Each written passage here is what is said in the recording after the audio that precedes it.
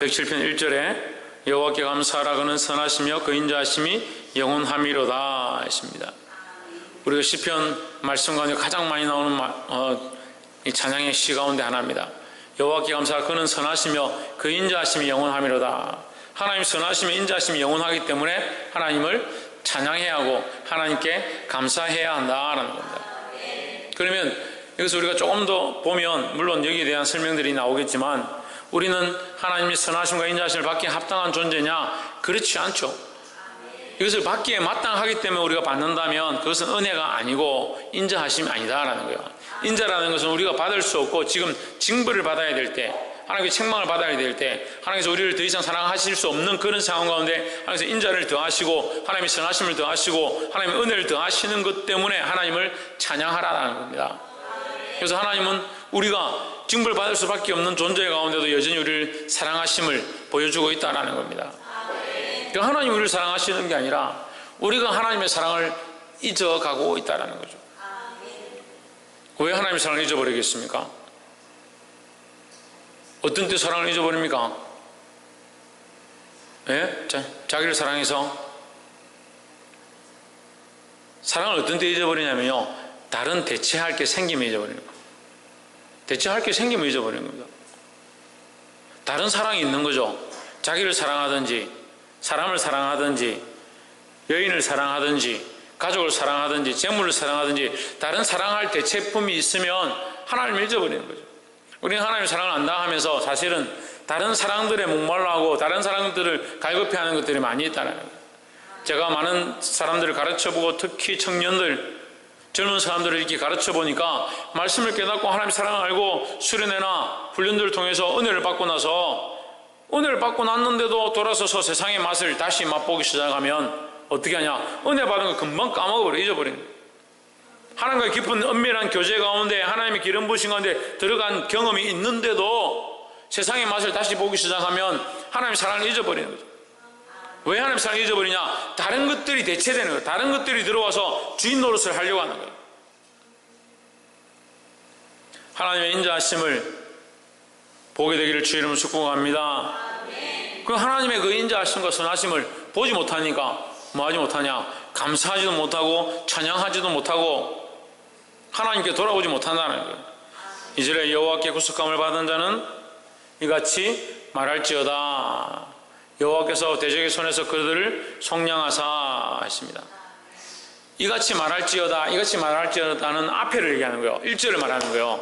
하나님께 구속함, 하나님께 죄사함을 받은 자, 하나님으로 인해서 우리가 죄사함을 입고 구원을 받았다면 어떻게 하라? 하나님께 감사하라. 하나님으로 인하여 죄사함을 받았다면 뭘 감사하라? 하나님의 선하심과 인자하심에 감사하라는 거죠. 그러니까 우리는 징벌받아 마땅한 존재고 살 수 없는 존재다라는 거예요. 자꾸 어떻게 생각하냐? 나는 마땅히 구원받을 만한 사람이고 나는 마땅히 은혜를 입을 만한 존재고 나는 마땅히 이런 칭찬 받아야 될 존재다 생각하는 거예요. 그러니까 때로는 칭찬하지 않고 잘못되었다고 책망하면요, 왜 목사님은 자꾸 야단만 치냐 이런 생각을 하는 거예요. 칭찬을 기뻐하는 게 아니라 하나님 앞에 나를 쳐서 복종케 하는 것들을 힘써야 되고, 누구에게 맞추냐? 하나님께 더 맞추고 그리스도의 모습을 닮아가는 자가 되어야 된다고 자기가 자기 입술로 고백하면서도 막상 칭찬해 주지 않으면 섭섭하니 우리를 왜 격려해 주지 않고 자꾸 책망만 하니 그런 얘기를 하는 거예요. 똑바른 길로 가야 되고 믿음의 경주를 경주해야 되는 겁니다.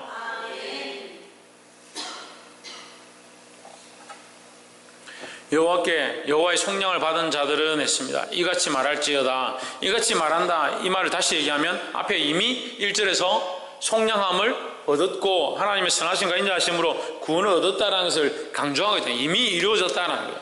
이미 우리는 은혜를 입었다는 거죠. 근데 뭘 자꾸 은혜를 더 입으려 하는 거예요? 구원의 확실성을 가지지 못하는 거예요. 믿음의 확신이 없는 거예요.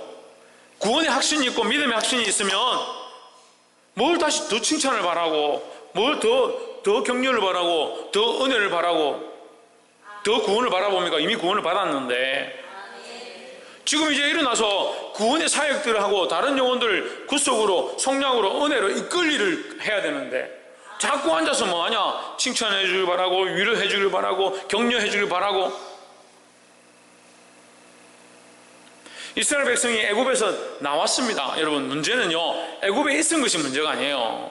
애굽에서 나오고 나서 하나님 나라에 들어갈 백성, 천국 백성, 가나안 백성, 가나안에 들어갈 자로 하나님의 선민으로 살아가기에 합당치 않은 모습을 그대로 가지고 있는 거예요. 계속 뭐하냐? 계속 달라 다고 하는 거예요. 목마르면 물을 왜 안 주냐? 너희가 우리를 인도해서 이 광야에서 죽게 하려고 하느냐? 모세를 대적하고 하나님을 대적하고.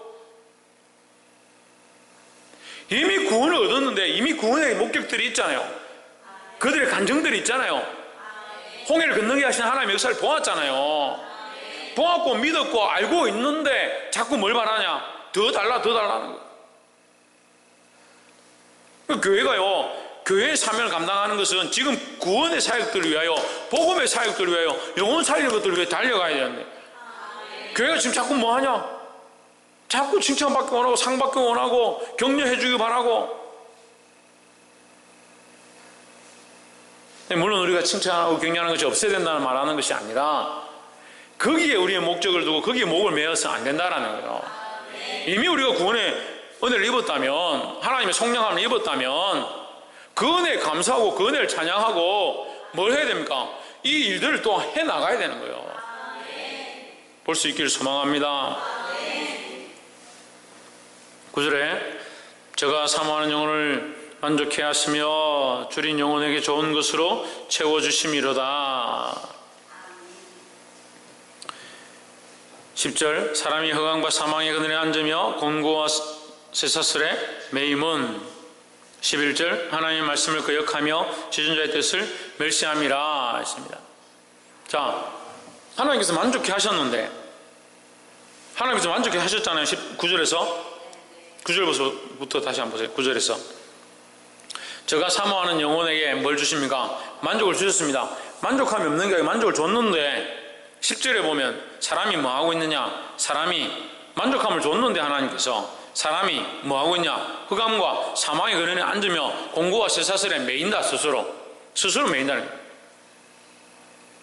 하나님께서 매셨으면이 아니고요, 매임은 자기 스스로 한 거예요. 자기가. 하나님 이미 그들에게 구원의 은혜를 주셨고 그들을 만족해 하셨고 그와 동행하시고 우리와 함께 하셔서 우리에게 풍성한 삶을 허락하셨습니다. 은혜를 허락하셨습니다. 근데 우리 자꾸 어떻게 생각하냐? 뭐 부족합니다. 못 살겠습니다. 뭐가 없습니다. 좀 주십시오. 하나님 말씀 안 하시고 주지도 않는 것 같아. 그럼 어디 가냐? 세상에 가는 거예요. 허감이 않습니다. 사망의 그늘에 앉아 있습니다. 공고의 쇠사슬에 매입니다. 왜 그렇게 하느냐? 11절에 하나님의 말씀을 거역하며 지존자의 뜻을 멸시함이라 했습니다. 하나님 그들을 구원하셔서, 우리를 구원하셔서 천국 백성으로 살아가게 하고 하나님의 자녀로 살기에 합당하게 부르셨는데 자꾸 어디 매이냐? 세상에 매이는 거예요. 세상에 매이니까 뭐가 다르다? 하나님 뜻과 다르다. 하나님 말씀과 다른 겁니다. 하나님의 뜻과 다른 겁니다.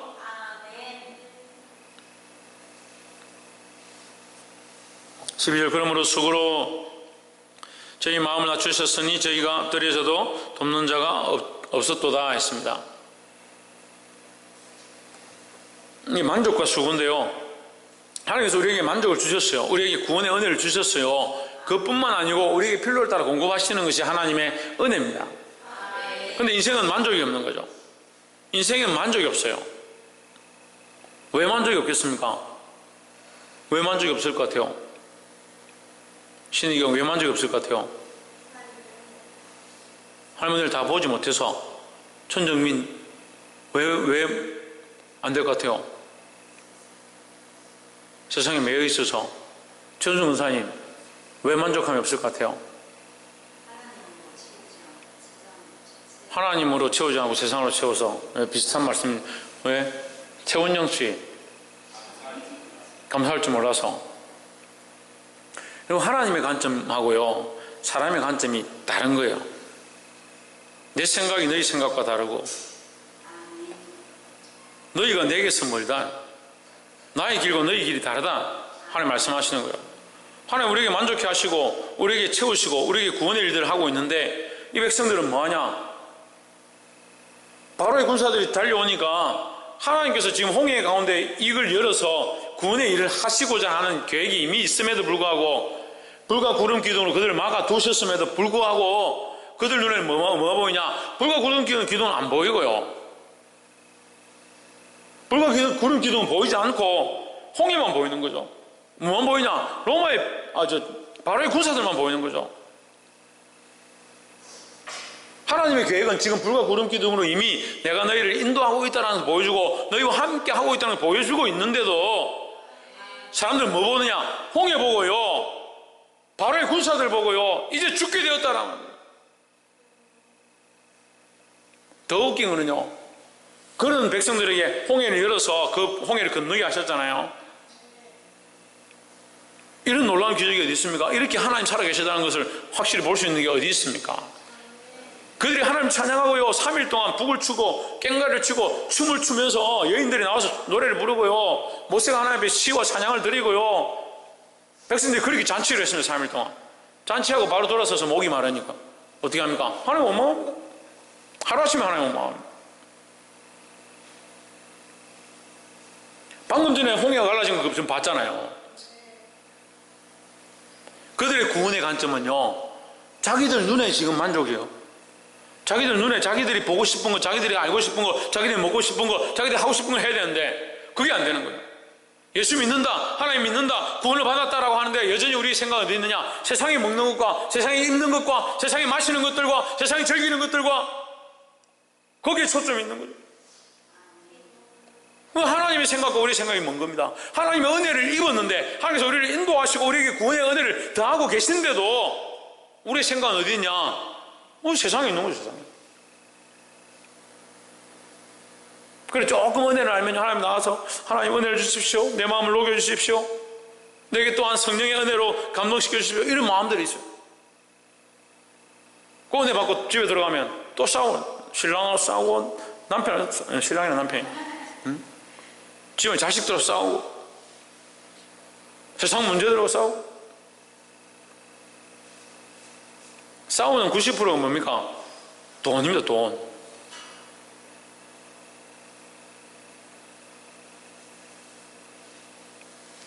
여전히 자기의 기준에 매여 있습니다. 우리는 어디 백성입니까? 하나님의 백성이죠. 예? 천국 백성이잖아요. 천국 시민이잖아요.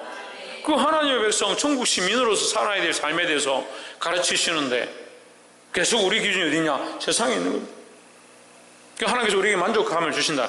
지금 9, 10, 11, 12절이 뭘 얘기하냐? 하나님 우리에게 만족감을 주셨다는 거예요. 근데 인생이 뭐요? 만족할 줄 모르는 거예요. 만족할 줄 모르니까 스스로 어디 앉아있냐? 허감에 앉아있는 겁니다. 하나님 빛을 주셨어요. 천국에 소망을 주셨어요. 근데 왜 허감에 앉아있어요? 눈을 들어 하나님의 주신 그 비전과 그 꿈과 소명을 바라보고 나아가야 되는데 자꾸 고개를 숙이고 땅바닥을 쳐다보니까 허감밖에 보이지 않아요.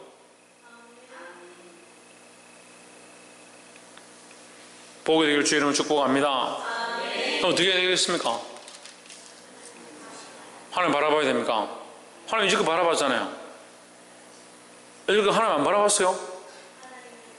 홍진은 어떻게 해야 되겠습니까? 세상을 바라보면 안 돼요. 네. 신성경 어떻게 해야 되겠습니까? 뭐라고?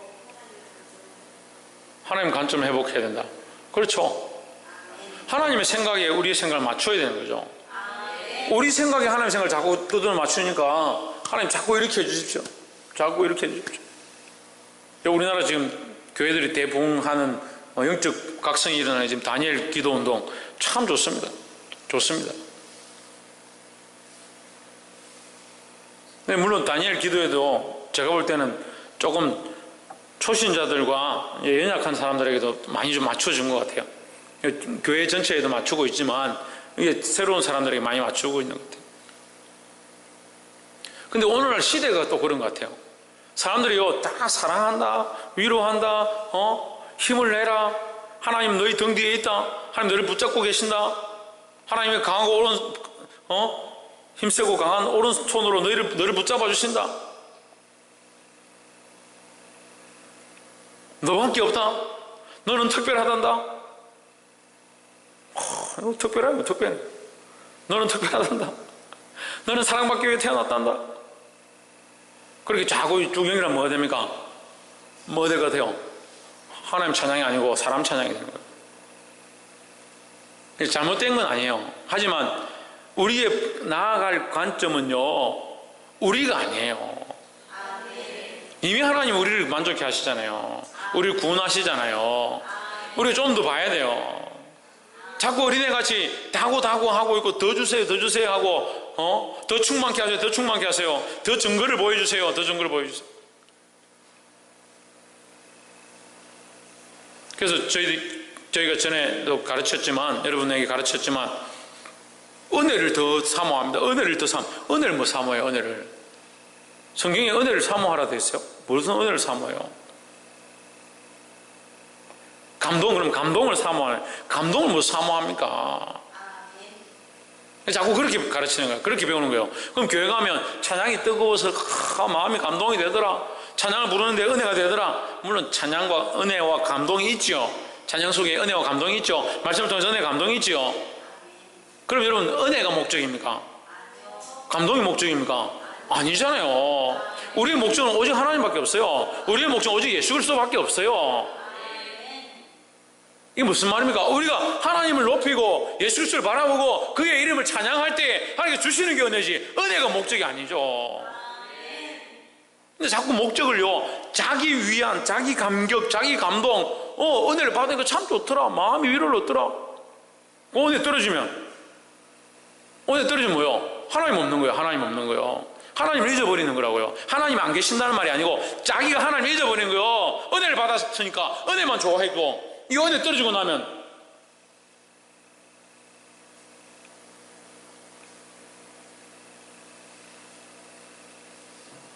우리는 살아계신 하나님으로 사는 거지. 십자가에 달리는 우편강도인지 좌편강도 모르겠고, 강도가 지금 은혜와 감동을 사모하고 말씀을 들으니까, 예수님 말씀을 들으니까 내가 막 지금 뜨거워서 너무 좋다. 주님 저를 좀 뜨겁게 해주세요. 그렇게 했습니까? 바라보는 목적이 당신의 나라, 예수님의 나라, 하나님의 나라. 하나님의 나라가 임할 때, 그 나라에 임할 때 저를 기억해 주십시오. 뭘 얘기하는 거예요? 하나님의 나라를 얘기하고 있는 거예요. 그러니까 저 옆에 있는 사람 뭐라고 합니까? 옆에 있는 사람 뭐라고 그래요? 정신 좀 차리고 옆에 있는 사람 뭐라고 그래요? 하나님 아들 나를 내려달라 하잖아요. 근데 오늘날 교회들이 무슨 기도합니까? 저 좀 위로해 주십시오. 저 좀 내려 주십시오. 저 이 고통 속에서 저를 좀 해방시켜 주십시오. 지금 우리 삶의 문제가 중요한 게 아닌데, 물론 우리에게 이 삶의 문제도 해결되면 좋겠지요. 저도 뭐 삶의 문제가 있으니까, 저도 고통스럽고 괴로운 것이 있으니까 이게 해결되면 좋겠죠. 그렇지만 이 문제가 해결된다고 해서 우리의 하나님과의 관계가 무너지면 이게 구원이냐 은혜냐는 거예요. 이게 참 은혜냐고요. 그럼 좀 어렵습니다. 어렵지만 우리가 보아야 될 것은요, 지금 이 문제가 아니에요. 문제의 열쇠 대신 예수 그리스도를 찾아야 하고, 하나님의 함께 하심을 구하고, 하나님의 이름을 구하고, 하나님의 영광을 구하는 것이 필요하지. 자꾸 나의 목적과 나의 이유로 내가 바라는 것들을 쫓아가면 뭘 잊어버리냐? 하나님의 구원을 잊어버리는 거예요. 13절에 이게 저희가 그 근심 중에 여호와께 부르짖음에 그 고통에서 구원하시되 했습니다. 하나님 뭘 하기 원하시냐? 우리를 구원하기 원하신다는 거예요. 하나님의 관점은요, 구원에 있는 거예요. 영원 구원에 있는 거예요. 그런데 우리의 관점은 뭐예요? 근심에서 놓이는, 환난 중에서 놓이는 것이 우리의 관점이에요. 이게 심각한 거예요. 심각한 거. 그러니까 환난이 없으면요, 기도를 안 해요. 고통이 없으면 하나님 앞에 엎드리질 않아요. 그렇게라도 해서 하나님 앞에 엎드리고, 그렇게라도 해서 기도하면 감사한데 뭔가 좀 잘못됐죠.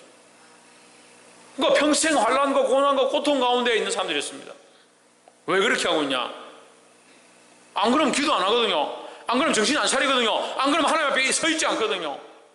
그러니까 하나님께서 계속 치시는 거예요. 계속 시험 중에 있게 하시는 거예요. 저분은 참 그래도 믿음으로 살 분 같고 정말 저런 분이 교회에 귀한 일을 할 것 같다 하는 그런 분들이 보면 이 교회 저 교회 떠돌아다니기도 하고 조금 어려움이 닥치면 교회 안 나오고 이해가 안 가요. 뭘 바라보느냐, 뭘 바라봐야 되냐?